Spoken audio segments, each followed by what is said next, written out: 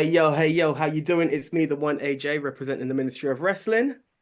And Double V's in the house too, the in-house TNA guy, as it's come to be known on the channel Indeed, now. indeed. And this is really special because thanks to TNA, at the time it was Impact, our very first interview was with Chris Bay. Now we are very fortunate to have the other half of ABC. And yeah, my bottle opener is a little homage to the man. Yes, we are talking none other than the one and only Mr. Ace Austin. Thank you, sir, for your time. How are you doing? Of course, of course. I'm great. Yeah, thanks for having me. Great, thank you, thank you. So, just kicking it off, first of all, to kick it off, where did the name Ace Austin come about? How did you come up with that name? Well, that actually came from my time playing the wrestling video games as a kid. Whenever I would create my wrestling character on whatever video game I was playing as a kid, I would always, you can pick like preset tattoos, right? So in the game, I would always, for some reason, put the four ace cards on the shoulder of my character, which I have here now. If you know what Yes, yeah. I yeah. So I don't know why I was drawn to that, but that was always my go-to. That was one of the things that I consistently did when I created a character was I'd put the four ace cards on the shoulder, and so that was like I said, that was just a consistent theme. So then when I started getting a little older and I started thinking about, actual like character ideas, I think it was around fourth grade, maybe. My buddy at the time, his name was Chad. Him and I used to say that we were going to be tag team champions, right? So we were, just coming up with ideas. And I remember saying to him one day in class, we should be the ace of spades, you and I. I'll be ace. I'll be ace. You be spade. And together we'll be the ace of spades and we'll be tag team champions. And so that's kind of where the idea, that's where the seed was planted. And then that whole ace idea stayed in my mind consistently as the years went by. And then when I started wrestling training, I started thinking of ways that I could kind of make that a reality. So it really just started from the tattoo and the video games, and then it just grew. I I've love it. actually got I to love it. ask you of all the video games then of wrestling, what's your favorite wrestling video game? Ooh, that's a tough one. It's hard, it's hard to beat the No Mercy. But I think for me personally, Yes. um, might have been Here Comes the Pain. I think I loved that one a No, lot. we're two of the biggest game, like two of the biggest classics in the history of gaming. So I'm very happy to see Yeah. we're on the same I, page I then. think I think it was Here Comes the Pain because I remember there used to be a glitch in the game where you could go next to the stage and you could just climb the air, and your character would just keep climbing and climbing and climbing, and then the screen would get wider and wider, and then eventually you'd fall. I think that was Here Comes the Pain. I didn't come across that one, but I might go back. I've still got it, so I may test that one out. I did Awesome. come across that one. I can confirm that is indeed Here Comes the Pain. Awesome. All Um, right. I'm glad I remembered right then. no, you got it spot on, mate. And but we're talking about games and gaming history. I want to talk a little bit about your history. So a lot of people, well, I say a lot of people, I think a lot of people don't know you spent your early years wrestling for the Anoa'i family's promotion. Can you speak a bit about how that has influenced your style of wrestling and if that style of training differs at all the other places you've trained? Absolutely. I tell, and anytime I get to talk about my origin story, um, I like to really emphasize how perfect of a foundation I got to, build with the Samoans. Training with the Wild Samoans really gave me all of the absolutely necessary tools from day one to be successful. And then what I did with it from there was on me because I knew a lot of guys who trained with the Samoans because they wanted to be WWE superstars, right? That's why they went to the Samoans in the Yeah. first place. And as a kid, all I really knew, growing up was WWE. So of course that's what I had in mind when I started. And so a lot of people, they'll train with the Samoans, and then they'll stay there, and they'll Right. only do that, and they'll wait for an opportunity, and they'll wait and they'll wait and they'll wait. And that's not what I saw for myself. You know, I started with them. They gave me that perfect foundation. The training was brutal but necessary, and even beyond the in-ring training, the etiquette they taught me, the attitude they taught me, just the professionalism, everything that they gave me were the tools that I needed. And then I chose to spread my wings and sort of explore independently, what I was capable of. And the foundation that they gave me, on top of all of the independent experience that I got after leaving the nest there, really culminated in a career that I'm so unbelievably proud of. Mm. But just having that connection with the Samoans has opened so many doors over the years. Even after I left the nest, when I got the opportunity to do 205 Live, that was because of my connection with the Samoans. Really, the only reason I got to do those Midwest, shows in the first place were because I was a Samoan kid, and people, when they find out that I was trained by the Samoans, that it always strikes up a conversation because everybody's got a story. Yeah. Everybody knows, and so yeah, it was really the perfect start, and I loved every minute of it, and I'm just I can't really say enough how proud I am of that start. There was so much important lessons to be learned there, and I'm grateful for Samu and Afa and the whole family. That's awesome. Awesome. And you know what? It's great to see that it's there. And when you talk about spreading your wings, we've seen how far those wings are spreading. It's taken you all around the world. You had a bit of time in Japan, you're back in the States, you're doing stuff, and you're in well, it was Impact, now back in TNA. Now talking of this part of bit of Japan and the link it has with TNA. When we were talking previously and part of the tag team that you're in, you guys, ABC was very much a Bullet Club foundation. We would hear the words Bullet Club for life, and it was all there, and we'd hear everything.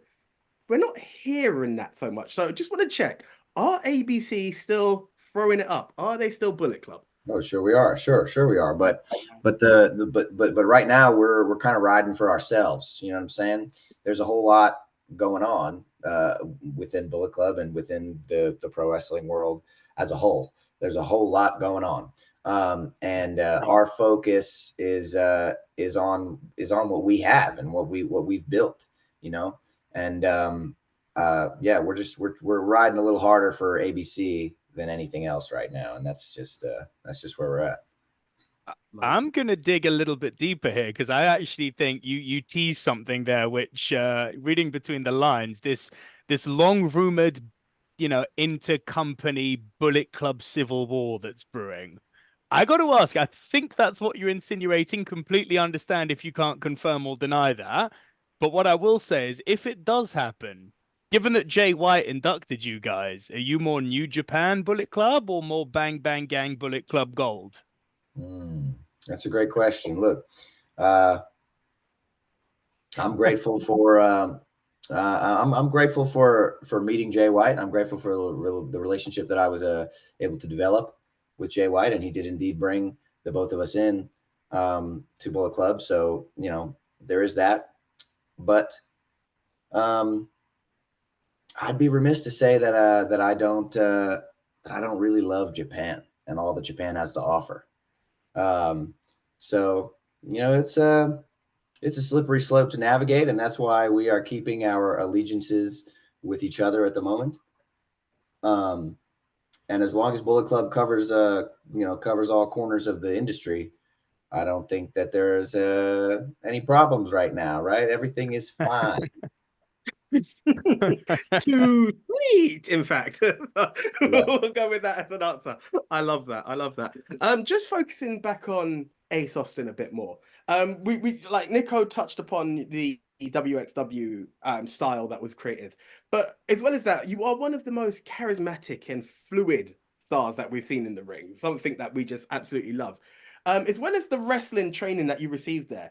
What is some of your hobbies like parkour and the break dancing and the martial arts? Is that something that you also use to influence your style in the ring? Yeah, before I found the Samoan school, my plan was to go to California to maybe try stuntman college, and I was going to try to maybe get into the stunt industry and then meet some wrestlers that way and give my, that was my plan because I didn't know that wrestling schools existed at the time. So everything I did as a kid, all of the hobbies and sports and activity, everything I did with pro wrestling in mind because it's all I ever wanted from the time I was very very young. So all of the skateboarding and the parkour and musical theater was a big thing I was into. I loved it and I miss it dearly. If I had time for it, I would do it. Um, all of it I did with pro wrestling in mind. Everything I ever did, I kept in the back of my mind, okay, how can I apply this one day to the dream that I want to live?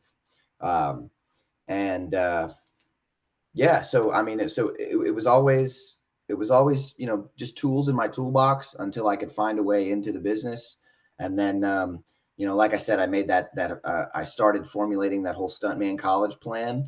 And then when I found out about the Samoans, it sort of it all worked out. I had been saving some money. I got a job at Hot Topic when I was 14 years old Yeah, nice. at the local mall. Yeah.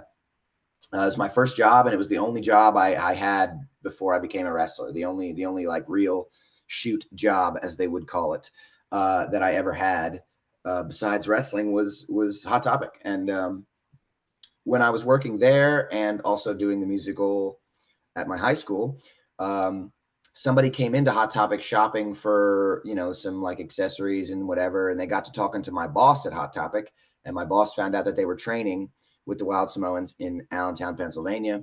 And then my boss called me while I was at rehearsal for the musical, and he said, "Hey, I just met this person. They're training with the Samoans. They're doing this, whatever. I gave him your information." And so that's kind of how that connection was made. And then I was able to use that money that I was saving to move somewhere and do something to kind of start paying for training and just get started that way. That's super cool. Yeah, man, look, AJ didn't embellish enough. I'm just going to speak for myself here without throwing AJ under the bus when he said you're one of the best of your, one of the most charismatic and fluid. I would also add in one of the best of your generation. Dude, not to mark out too hard. I love watching you work in the ring. Like what you and Mustafa Ali did this weekend, gone art, mate, pure art. And on that note, you're a multi-time X Division champion.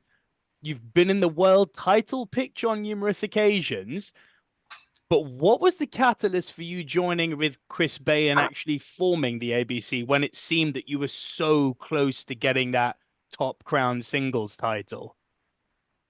Really, well, first of all, thank you for all the kind words, of course. A lot of that shining my light, as we used to call it, actually came from a little bit of training I got to do after the Samoans with a guy named John Trosky out of Hazleton, Pennsylvania. He owns a place called the Sanctuary, and it's to this day it's one of the most beautiful places I've ever been. It's a church that he turned into an arena, and it's breathtaking. But the time I got to spend with him there really helped me learn how to take all the foundation that I learned from the Samoans, because he was also trained by the Samoans. And then he kind of helped show me how to shine my light, as we called it. And I got to really bring all that out. But yeah, so joining with Chris Bay was directly a result of the Bullet Club thing. It was sort of a perfect storm, timing wise. I got to go to Japan as X Division champion, the only one to ever do so and compete in Best of Super Juniors. I placed third. I did pretty good on my first time over there. I placed third, and then coming home and just being exhausted from that whole tour, I was a little overconfident going into Slammiversary right after my return, and it was Ultimate X match, and I just didn't have enough in the tank that night to keep the title, and so I lost the X Division title as soon as I came home from Japan, and it was kind of just. It was a moment of okay, where to next, and sort of it would have been a very, very much an uphill climb, pointing my focus towards the world title once again in that moment. Whereas Chris Bay and I both saw an opportunity to, we were such great opponents, such great competitors prior to that. We did a lot of studying each other's, weaknesses, right, to exploit them in the event that we have to face each other. And so we sort of saw an opportunity to come together, and rather than exploit, the weaknesses, we can enhance each other's strengths and hide whatever weaknesses there might be, which which I don't think there are many. But so that opportunity sort of, it shined a light for both of us, right? Because we want to be as accomplished as we can be all across the board. And we saw an opportunity to chase some Triple Crown type achievements, right? Because either one of us had yet to achieve any sort of tag team glory. And in that moment, we saw the opportunity to do so. And so, so we joined together, and it really, really popped off. I mean, it was such a different experience than the one that I had tagging with like Madman Fulton, because that dynamic was totally different than the me and Chris Bay dynamic. So both of us kind of put our selfish, singles desires on hold to see what we could do, and it's paid off big time. Ace, look, Austin, look, that's basically the end of our questions. What we do at the end of our interviews, we did it with Chris, we've done it with Danny, Alicia, everyone's done this. We do a very quick lightning round. It's 10 rapid fire, sort of 1-word, 2-word answer questions. First thing that comes to your mind, fast as you can, timer on the buzzer type thing. You cool with that? I'm cool with that. I'm not very good with the quick draw. Let's do it. Match you're most proud to have competed in.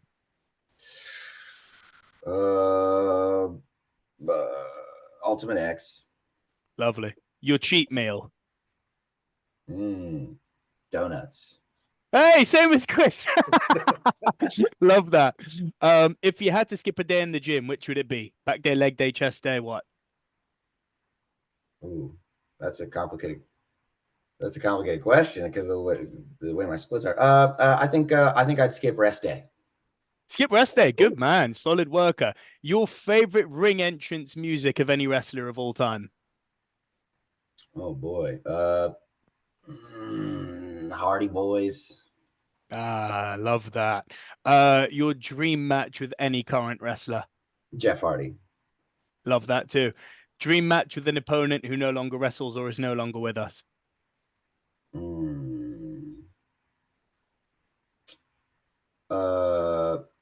longer wrestles or is no longer with us. Let's go with man, that's a tough one. Eddie Guerrero. There we go. Exactly the same as Chris. I absolutely love that. Stiffest opponent you faced? Oh boy. Maybe Eddie Edwards. Yeah, long-standing rivalry. And the hardest chopper? That's why I said Eddie Edwards. Eddie Edwards. Most gifted opponent you faced? Rich Swann. Love that. And final question, your favorite match you watched growing up?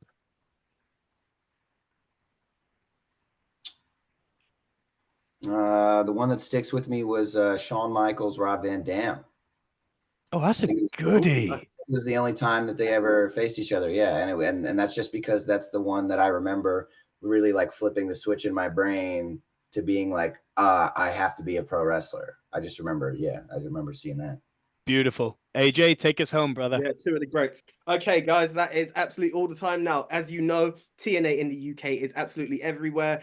It's on the zone. Make sure you check out TNA Insiders. And look, obviously, TNA Plus. I have got it and I love it. Ace, thank you so much for your time. We really appreciate it. Glad to see that the ABC is still doing their thing. I'm going to throw this up one more time just to make that connection. Thank you very much. And we will catch you very soon, guys. And Ace, we want to see you over here in the UK next time TNA is over. Make that happen, brother. We missed you in Newcastle. It's inevitable. I will be there. Love that. Thank you so much for your time, man. Really appreciate it. Yeah, thank you.